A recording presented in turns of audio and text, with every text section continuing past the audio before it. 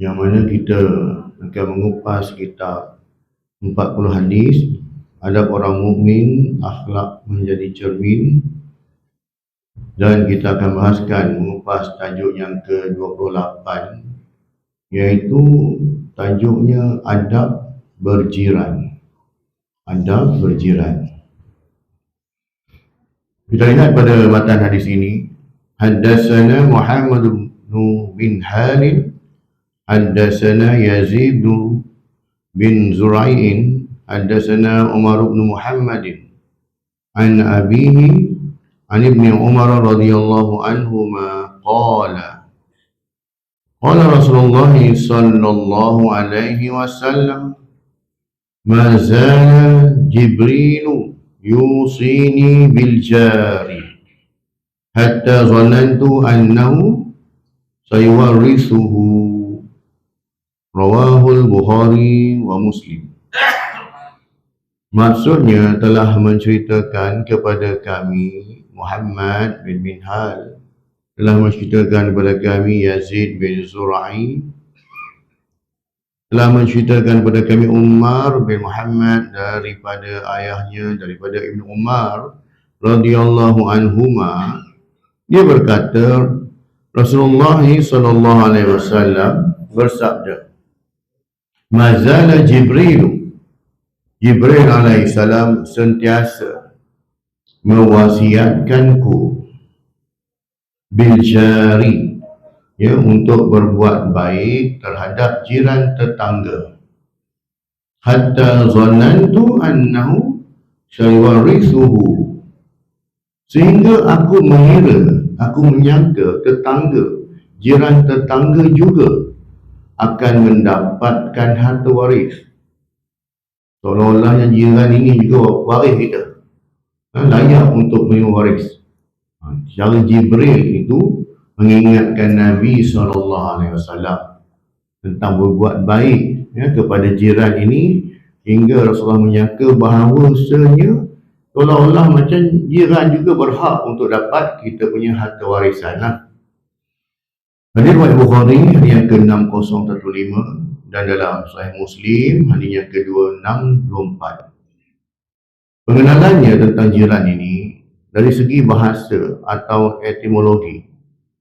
Jiran berasal daripada bahasa Arab yang membawa pengertian orang yang tinggal bersebelahan atau tetangga, orang sebelah, orang sekampung, teman, berjiran, bertetangga, berhampiran, sebelah menyebelah, berdekatan, sekampung, sedesa, setempat, kejiranan, kemuafakatan, kerjasama dan kesepakatan.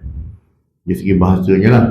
Namun dari segi istilahnya pula, jiran adalah orang yang tinggal bersebelahan dengan rumah, bersebelahan dengan kampung, daerah, malah lebih besar daripada itu, iaitu jiran yang bersebelahan dengan negara. Jiran juga bererti ahli-ahli, 40 buah rumah setiap penjuru yang mengelilingi rumah individu. Itu pengertian jiran lah. Dari skop kecil hingga kita lihat pada skop yang lebih besar. Daripada jiran sebelah rumah hingga membawa kepada jiran negeri, negara, benua. Maksudnya kita tetap bertanggungjawablah terhadap orang yang dekat dengan kita. Baik maksud dekat itu dari segi sudut rumahnya ataupun negaranya. Hal ini sebagaimana hadis daripada Abu Hurairah radhiyallahu anhu, iaitu jiran itu 40 buah rumah tetap sebagai jiran tetangga. Hadis riwayat Ibnu Hibban, hadis yang ke-150, hadis ini berstatus hadis dhaif. Semangat kejiranan membawa erti satu suasana dan perhubungan yang positif dalam sesuatu kawasan kejiranan. Pepatah Melayu ada menyatakan bahawa jiran sepakat membawa berkat. Jadi kita perlulah membangkitkan semula semangat kejiranan yang semakin tipis, terutamanya dalam kalangan masyarakat bandar, supaya kita lebih bersatu hati. Kerana mereka lah yang akan membantu kita sekiranya kita berada di dalam kesusahan. Ya. Jadi jiran ini bukan hanya sekadar kita tinggal serumah, tapi kita juga ambil peran tentang dia. Contoh macam kita dalam kawasan sini kan, kalau kita tengok tadi kawasan perumahan tu ramai banyak rumah lah. Kan kalau kita ambil satu inisiatif, kempen, satu rumah, satu wakil hantar ke masjid. Cukup tak? Minimum lah kata tak? Kempen je lah. Hantar brochure ke rumah-rumah katakan. Ya. Minta tak kalau dapat semua lagi bagus. Nabi paling kurang kata paling kurang. Satu rumah lah. Seorang cukup. Kalau paling kurang lah. Kalau ramai lagi bagus lah. Kan? Tuan bayangkan. Penuh je kita kan. Penuh. Kan? Itu jam kita berdoa pun kan. Kita pun tak tahu dalam kalangan kita ni ada orang yang soleh. Yang mana Allah Ta'ala perkenankan doa ni kita pun tak tahu. Dengan asbab doanya itu, aminnya itu menyebabkan doa kita semua termakbul. Ya. Kita kempen macam tu je. Anda buat brosur rumah ke rumah katakan. Kempen satu rumah seorang. Ya. Hari Jumaat saya cakap lah. Semua orang tahu dah memang datang lah. Dan ini solat fardu ni. Kan? Kempen satu rumah kan? Hantar seorang. Minimum. Ya. InsyaAllah. Kita buat macam tu daripada kalau kita bagi ada 500 buah rumah tu, takkan 40 orang, 50 orang tak tersentuh hati dia kan. Takkan 100 orang tak tersentuh hati dia. Dia biar 500 buah rumah tadi tak. Jadi kan, itu satu benda yang baik lah. Kan? Kempen ajak rumah. Jadi kalau kita pula berjiran dengan sebelah rumah pun sama juga lah. Kita nak ke masjid, tengok jiran sebelah rumah tu, masih lagi sibuk. Duk siram pokok bunga ke, basuh motor ke tak. Salam je dah. Kan? Assalamualaikum. Kan tengok kita pun dah cakap. Kan hari pertama dah dia tengok kita, dia tahu dah kita pergi mana. Pakai baju Melayu ni nak mana lagi tak. Dekat pergi dandut lah kan. Jadinya kau faham. Satu 2-3 hari kita semua. InsyaAllah tuan. Biar masjid kita ni penuh. Ya. Dalam keadaan suasana kita negara hari ni dah dengan jiran kita, saudara kita ni di Palestin ni, tu kena bedal ya. Hari ni pun dekat jejak 10,000 dah orang yang syahid ni lah. Jadi inilah, doa-doa ni lah. Kita kempen lah, doa tuan-tuan ni dah kata kan. Datang ke masjid, kita sama-sama doa kan. Semua Allah bagi bantuan nusrah ni pada saudara kita. Dan dalam suasana hari ini, dan saudara kata apa, semua satu dunia. Ya, tiap-tiap hari, lidahnya tak lekang menyebut perkataan Palestin. Boleh kata macam tu lah. Kan? Jadi kita kalau kita bersibuk Palestin, buktikan dari kita bersatu dari situ solat jemaahnya. Kan? Penuhkan masjid. Terutamanya waktu subuh tak? Waktu subuh ni cukup mahal. Kan? Kempen lah. Sebab nak kata kalau tak ada kenderaan, mustahil lah semua ada rumah kan. Tapi cuma kita nak kena ketuk pintu hati. Nak ketuk pintu hati itulah. Ya? Itu kata dakwah kita lah. Nak ajak orang kan. Dan dengan banyakkan berdoa lah. Dalil Al-Quran dan Al-Hadis, A'udzubillahi minasyaitonirrajim. Wa'budullaha wa la tusyriku bihi syai'an. Wa bil walidaini ihsana wa bidhil qurba wal yatama wal masakin wal jari dzil qurba wal jaril junubi. Maksudnya, dan hendaklah kamu beribadah kepada Allah dan janganlah kamu sekutukan dia dengan sesuatu apapun. Ya, pertama Allah Ta'ala ingatkan kita jangan mensyirikkan Allah dengan apa sahaja. Itu arahan yang pertama. Arahan yang kedua pula, dan hendaklah kamu berbuat baik kepada kedua ibu bapa. Tengok, banyak ya Quran. Bila mana sebut jangan mensyirikkan Allah, yang kedua dia akan datang buat baik pada ibu bapa. Kalau kita cari dalam Quran banyak ayat yang menyebutnya ni. Ya.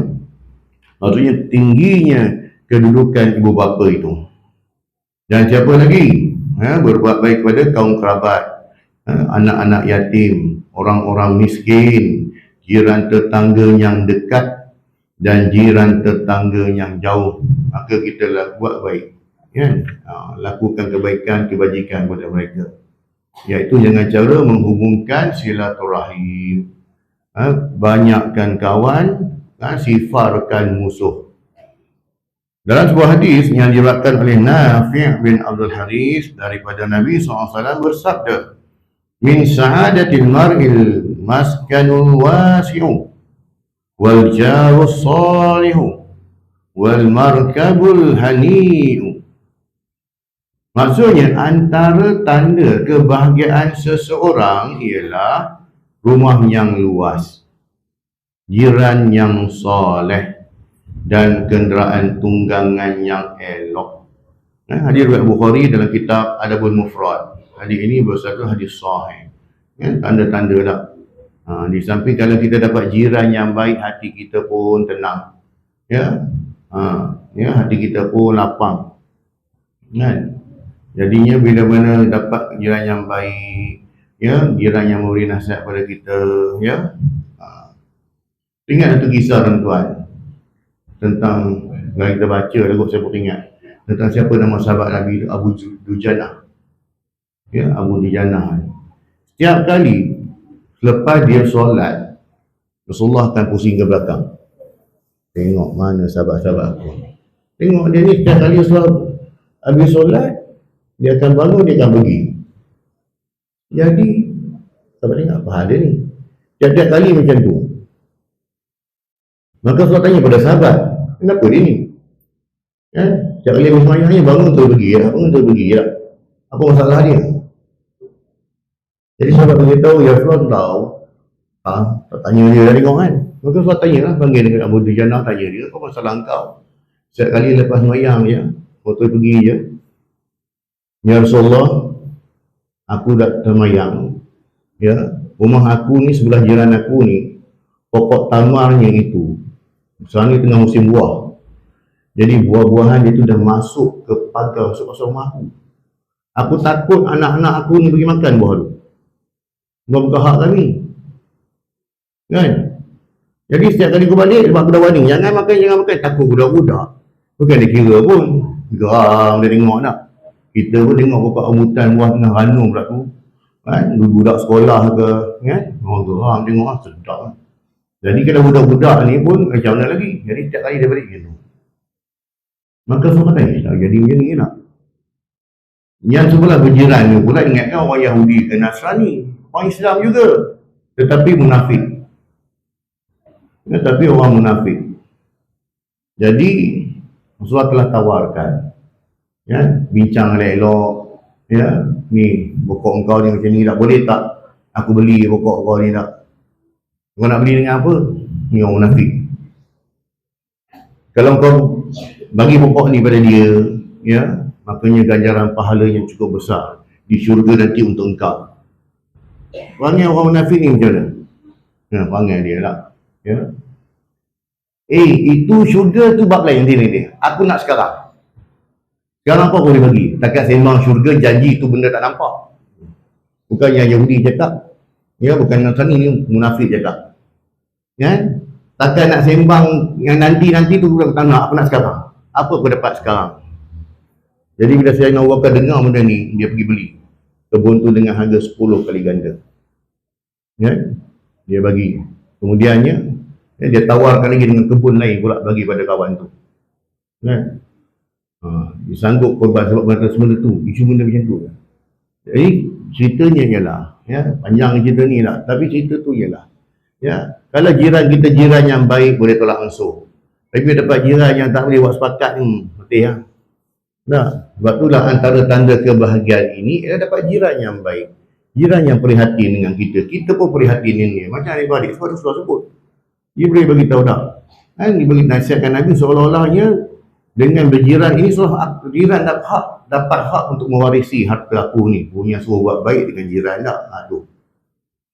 Terangannya, agama Islam membahagikan jiran kepada beberapa kategori, iaitu jiran yang beragama Islam dan mempunyai pertalian darah. Kemudian jiran yang beragama Islam yang tidak mempunyai pertalian darah. Dan yang ketiga ni, yang jiran bukan beragama Islam. Dalam arti kata lain, jiran jauh dan dekat. Hak jiran perlu dijaga bagi setiap individu kerana perkara ini adalah selari dengan tuntutan agama. Tidak menyakiti jiran dan seringkali memelihara keamanan dengan jiran. Hal ini sebagaimana hadis daripada Abu Shuraih radhiyallahu anhu bahawa Rasulullah sallallahu alaihi wasallam bersabda, "Man kana yu'minu billahi wal yawmil akhir falyuhsin ila jarihi." Maksudnya barang siapa yang beriman kepada Allah SWT dan hari akhirat, maka hendaklah dia berbuat baik kepada jirannya. Hadis riwayat Muslim, hadis yang ke-77. Hormati jiran dengan pengamalan mereka selagi mana ia tidak membawa mudarat. Ya, kalau jiran kita ni bersebelah dengan jiran orang yang bukan Islam tak? Sekalipun jiran tersebut bukanlah beragama Islam, maka menghormati dan tidak mengganggu kehidupan dan pengamalan mereka, misalnya ibadah mereka dalam agama mereka, seperti yang dilakukan oleh orang-orang yang beragama Buddha yang meletakkan tokong di luar rumah, maka hendaklah dihormati selagi mana tidak membawa bahaya dan mudarat. Ya, walaupun jiran itu bukan beragama Islam, dari sudut lakum dinukum waliyadin, ya, bagi kamu agama kamu, bagi kami agama kami. Namun bukanlah bermakna kalau kita berjiran dengan orang yang bukan Islam, maka kita dapatlah itu agama kau kepunyahan. Tak. Dalam hati kita tetap kena ada cita-cita nak ajak dia dekat dengan Islam. Tetap kena ada. Terutama tuan-tuan, kalau tuan-tuan jenis bangun tahajud tuan-tuan, jiran sebelah rumah tak masuk Islam, bukan Islam, sebut nama dia, ya Allah, bagilah acong hidayah ya Allah, bagilah peluang pada dia untuk mentaatimu ya Allah. Dalam hati tetap kena cita-cita. Bukan bermakna kalau jiran kita ni bukan beragama Islam, akan kau lah itu agama kau, kan? Ya, sebab Nabi SAW ini pergi jumpa tiap-tiap rumah ni, pergi ketuk, ajar orang, kenalkan dengan Islam. Ya.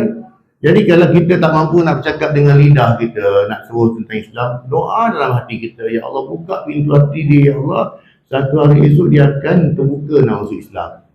Ya. Walaupun kita tak berkata-kata depan dia pun, tetap buat baik macam biasa, tak sebut pasal Islam pun. Tetapi yang kedua, tunjukkan contoh yang baik kita sebagai orang Islam. Kurang-kurangnya dengan akhlak kita, dia akan masuk Islam. Ini yang Nabi tunjukkan, kan? Husnul khuluq, kan? Akhlak yang baik, kan? Ajak orang masuk Islam, ajak orang dengan tunjuk akhlak yang baik pun orang dah tertarik dengan Islam, kan? Kalau hari ni orang tengok sebut Islam, orang dah macam-macam lah, kan? Dengan pengotornya, dengan orang kata Islam ini, orang nampak tak tepati janji, sampai dia beri satu perkataan khas, janji Melayu. Nah, ya. Janji pukul 8, 8:59 baru sampai. Kan? Ini sampai macam tu. Jadi benda yang tak baik. Ya? Jadi kita cuma untuk tunjuk perform yang kita ni betul orang Islam, orang yang baik, orang yang jujur, ya? Percakapan yang baik, lidahnya baik. Kemudiannya, umat Islam yang bertimbang rasa dan menyedari serta memahami hukum hakam agama adalah merupakan manusia yang paling baik hubungannya terhadap jiran-jirannya. Mereka akan sentiasa mencurahkan segala bakti demi kebaikan jiran mereka yang merupakan manusia yang paling mereka kasihi. Islam banyak menyeru umatnya agar sentiasa menjaga dan memelihara hubungan dengan jiran.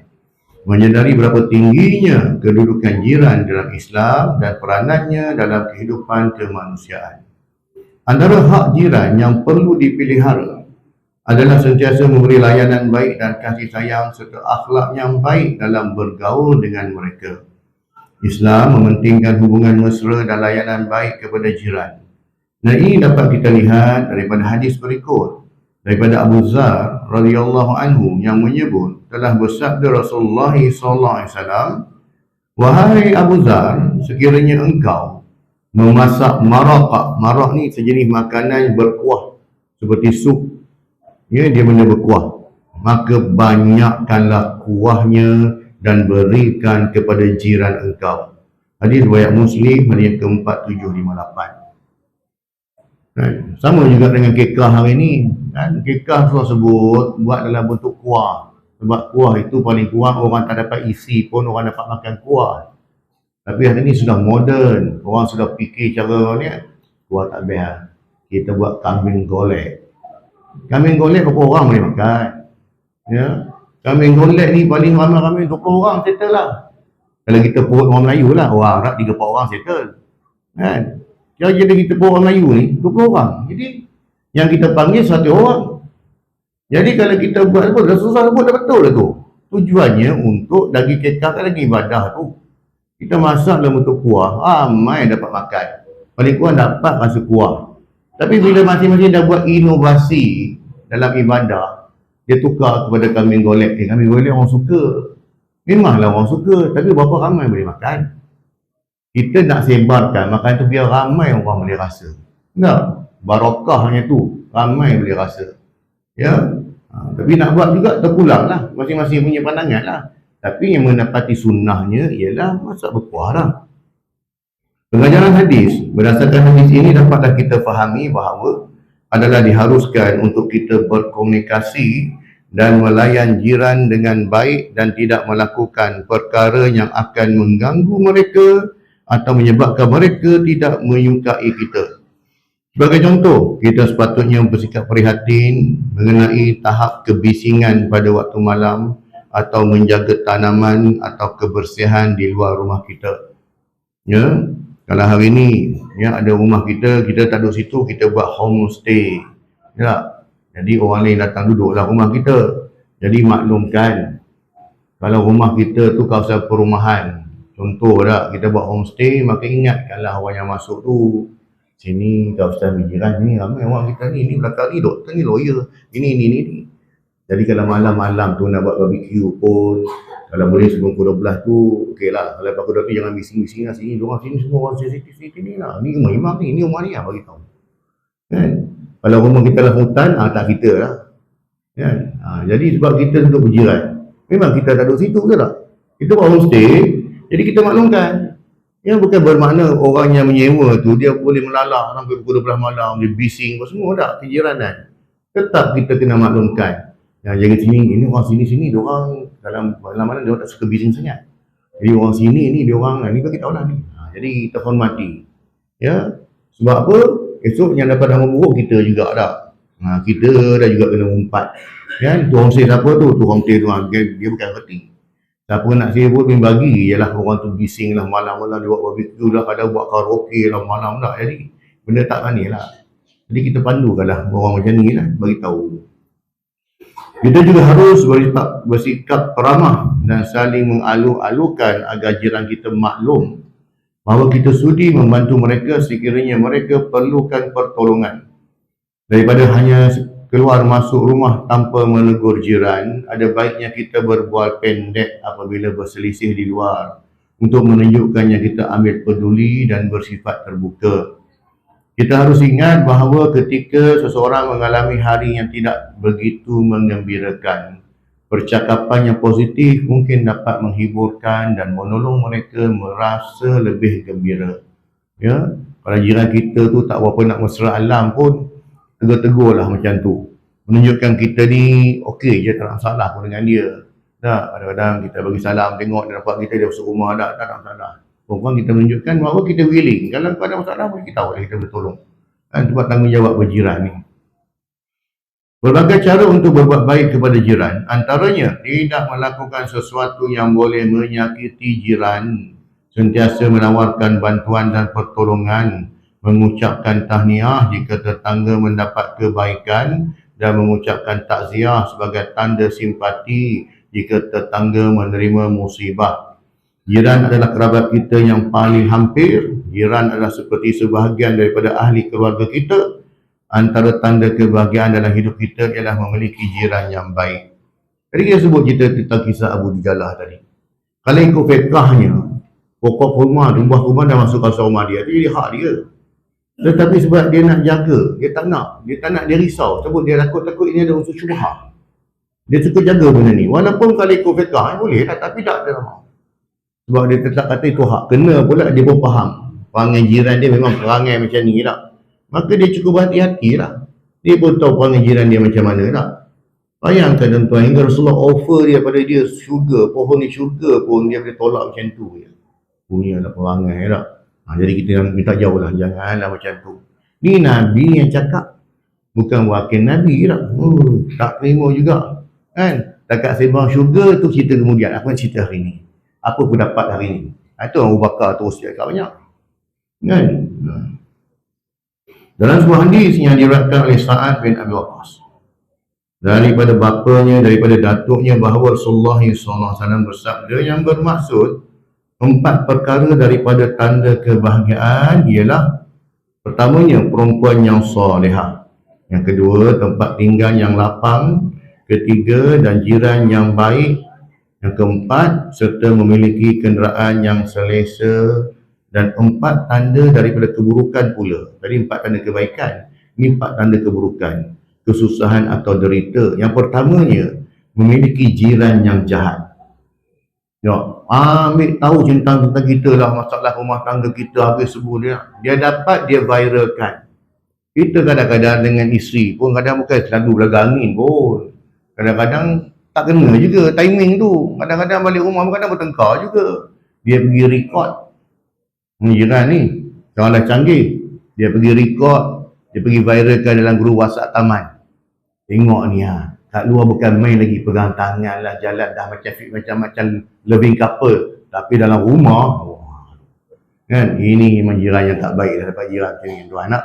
Ni jiran yang jahat ni. Apa saja kekurangan kita di rumah, kita biasa di rumah memang ada kekurangan pun. Kan, habis dia cerita pada orang. Ni jiran yang tak baik ni. Yang keduanya juga, ya, apa dia? Empat tanda keburukan. Isteri yang tidak baik, yang tak solehah. Yang ketiga, tempat tinggal yang sempit. Dan yang keempat, ya, kenderaan yang buruk. Hadis riwayat Ibn Hibban, hadis yang ke-4032. Hadis ini berstatus hadis sahih. Imam Al-Ghazali menukilkan dalam kitab Bimbingan Mukminin bahawa terdapat beberapa adab berjiran yang mesti diamalkan.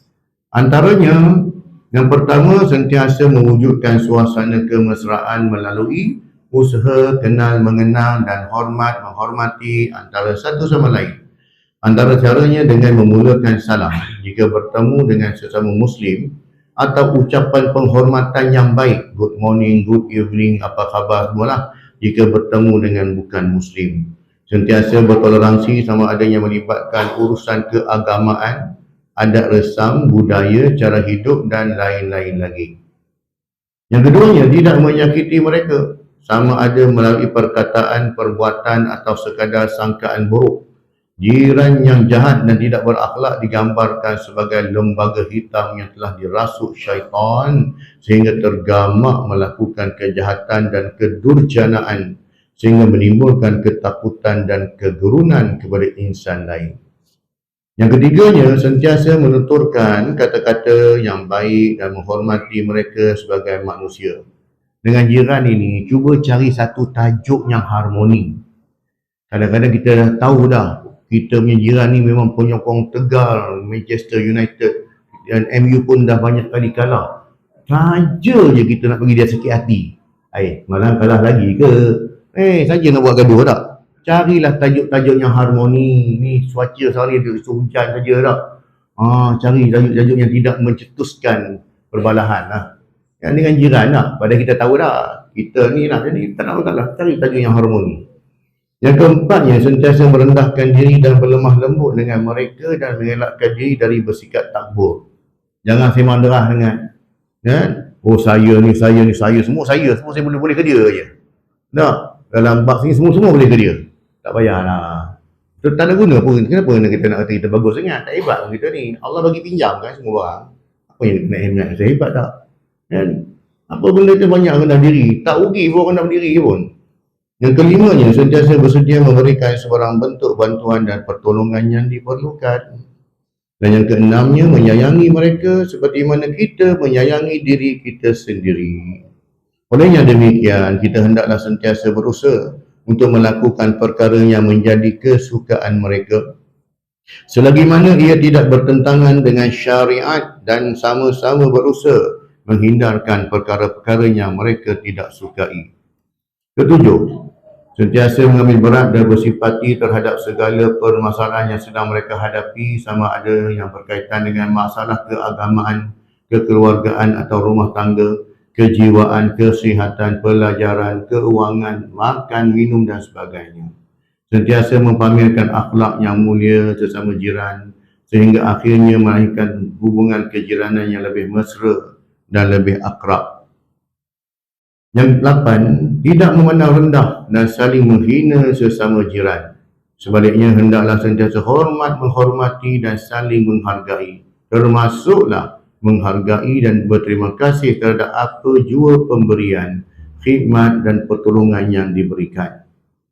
Yang kesembilannya, mengutamakan jiran yang terdekat rumahnya dengan rumah kita. Sebab tu kalau kita nak buat doa selamat ke kenduri apa pun, ya, panggil jiran-jiran yang dekat je lah. Penetapan jiran terdekat ialah 40 buah rumah yang berada di sekeliling rumah kita, sama ada kiri, kanan, hadapan dan belakang. Ya, bayang tuan-tuan, depan 10, belakang 10, kanan 10, kiri 10, dah 40 dah. Ya. Yang ke-10-nya, sentiasa berusaha mewujudkan suasana aman, damai, tenteram, sejahtera dan ceria dalam kehidupan berjiran. Faktor inilah yang juga yang menyebabkan Rasulullah SAW menyatakan bahawa antara rukun-rukun kebahagiaan ialah jiran yang baik.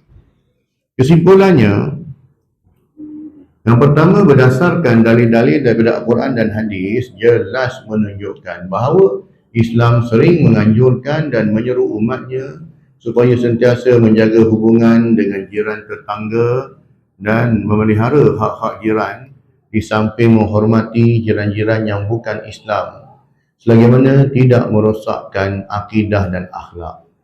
Yang kedua, agama Islam menyuruh kita supaya berbaik-baik dengan jiran.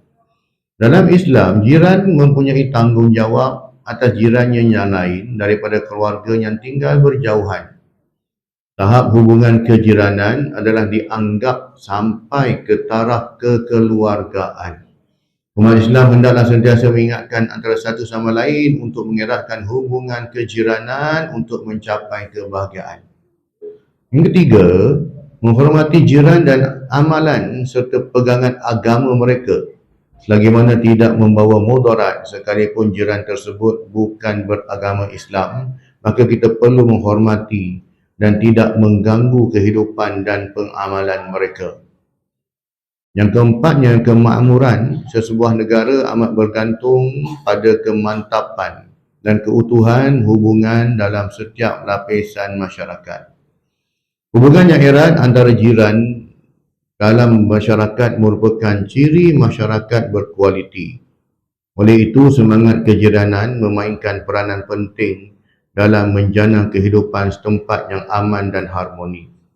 Sebab tu lah hadis Rasulullah tu sebut tak, kisahnya cukup popular yang mana sahabat masak sup kambing tu. Ya, bila mana dia dah masak, maka dia nak makan, dia teringat, jiran sebelah rumah aku dah makan ke belum? Tak? Bila teringat pada aku, dia bagi pada jiran dia. Jiran sebelah pun nak makan. Sebab dalam tu kan senang semua. Orang kata B40 lah, tarafnya memang susah dah. Tapi bila time nak makan, dia boleh teringat jiran tu. Dah makan ke belum? Ya, bagi pada jiran sebelah. Jiran sebelah nak makan, teringat balik. Orang sebelah aku dah makan. Mungkin orang sebelah aku lebih memerlukan daripada aku. Tu yang boleh pusing, satu orang balik semula pada tuan rumah yang asal pula. Sampai peringkat macam tu, Rasulullah boleh didik sahabat dalam bab menjaga hubungan, ya, persahabatan, hubungan kejiranan. Cukup popular dia tu tak? Memang kita selalu pakai. Sebab ni nak didik kita bukan nak tak macam tu pun. Tapi paling kurang, kalau kita orang dulu, orang pun dulu lah, mak ayah kita, time-time masak kuih petang-petang kan bagi yang sebelah lah. Kita tukang hantar kan. Jadi jaga hubungan itu, hubungan jiran yang baik. Dan tu saya cakap, dan kita kena ingat bahawasanya jiran kita itu, kalau kita seorang yang dapat istiqamah datang ke masjid, kita juga nak jiran kita macam kita. Boleh istiqamah datang masjid dah. Syukur banyak dah macam tuan-tuan kan. Wallahu ta'ala alam. Alhamdulillah kita selesai mengupas tajuk yang ke-28. InsyaAllah pada kuliah akan datang kita akan masuk pada tajuk yang ke-29, iaitu adab dalam pergaulan.